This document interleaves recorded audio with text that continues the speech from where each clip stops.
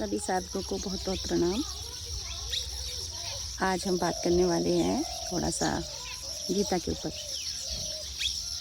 हमारे जो परम योग पुरुष जिनको कहा जाता है श्री कृष्ण, उन्होंने गीता जी के दूसरे अध्याय में श्लोक नंबर 62-63 में एक श्लोक बताया है, जिसमें हमें विषयों के बारे में, इस दुनिया के लगाव के बारे में, कि जब दुनिया से लगाव हो जाता है तो क्या होता है, कैसे हमारी बुद्धि काम करती है, किस तरीके से मोह होता है, इसके बारे में बहुत अच्छे से एक्सप्लेन करके बताया गया है। जैसे इसमें लिखा गया है, 62 श्लोक में लिखा गया है, ध्यायतो विषयान् पुंसा संगस्तेषुपजायते संगात् संजायते कामा कामात् क्रोधाभिजायते क्रोधात् भवति सम्मोहात् सम्मोहात् स्मृतिविभ्रमा स्मृतिभ्रंशात् बुद्धिनाशो बुद्धिनाशात् प्रणश्यति।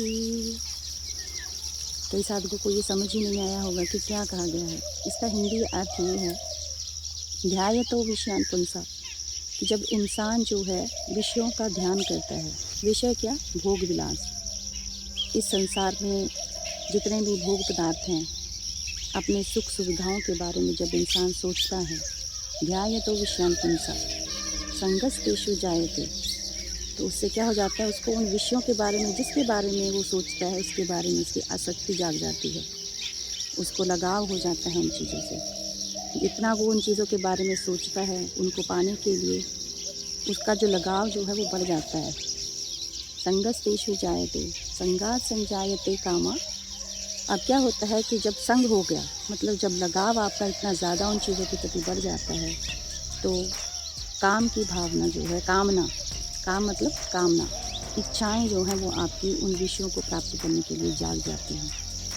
और जब इच्छाएं जाग जाती हैं तो उनको पूरा करने के लिए आप जो भी प्रयास करते हैं, जब आपके वो प्रयास विफल होते हैं, तो उन विफल होने से क्या होता है, संगात् संजायते कामा कामात् भवति सम्मोहा कामात् भवति क्रोधः।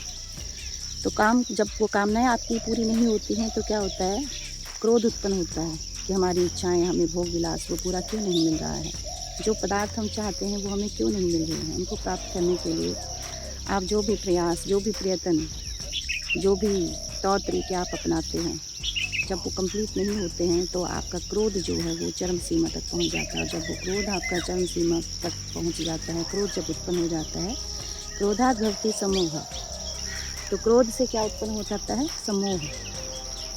सम्मोह मतलब होता है कि मोह, एक तरीके का, कि आप उसके कंट्रोल में आ जाते हो उन चीज़ों के। क्रोध जो है वो आपको जो है वो सोचने समझने की शक्ति जो है वो आपकी ख़त्म कर देता है। क्रोधात् भवति सम्मोहः सम्मोहात् स्मृतिभ्रमा।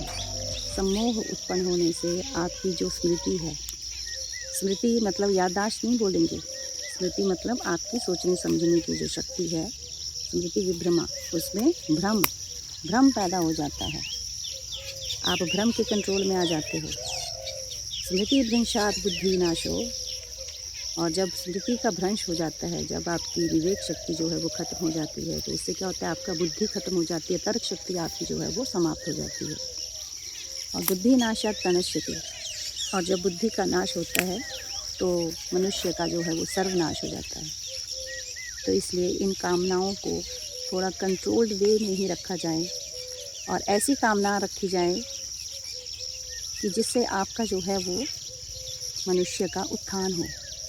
ऐसी कामनाओं की पूर्ति के लिए जब आप काम करते हैं तो कभी क्रोध उत्पन्न नहीं होता है, कभी मोह उत्पन्न नहीं होता है, सम्मोह नहीं होता है, कभी बुद्धि का नाश नहीं होता है। बुद्धि का नाश नहीं होगा तो मनुष्य का सर्वनाश भी नहीं होता है। श्री कृष्ण भगवान जी ने हमें गीता जी में बहुत ही अच्छे तरीके से 700 श्लोकों में एक्सप्लेन किया गया है हर चीज़ में, कि हमें एक नॉर्मल इंसान को कैसे अपने जीवन को जीना है। कर्म के बारे में उन्होंने बहुत ज़्यादा ज्ञान दिया है। कर्म प्रधान पुरुष उनको कहा जाता था। तो अगर इंसान कर्म करने से अगर पीछे हटेगा तो फल तो मिलेगा ही नहीं, और अगर कर्म ऐसा करेगा कि जिसमें फल की इच्छा रखेगा तो उसका भी फल नहीं मिलेगा। तो फल की इच्छा ना रखते हुए कर्म करना जो है वही आपका असली कर्म है, निष्काम कर्म जिसको बोला गया है श्री गीता जी में। Think about it. होप आपको ये छोटी सी एक्सप्लेनेशन पसंद आई होगी। जितना मेरा बुद्धि काम करती है मैंने कोशिश की है बताने की।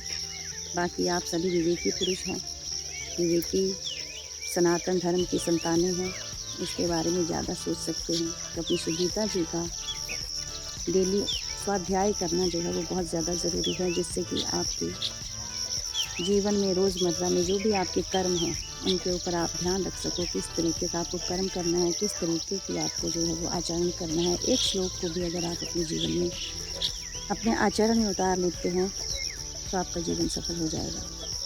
धन्यवाद, प्रणाम।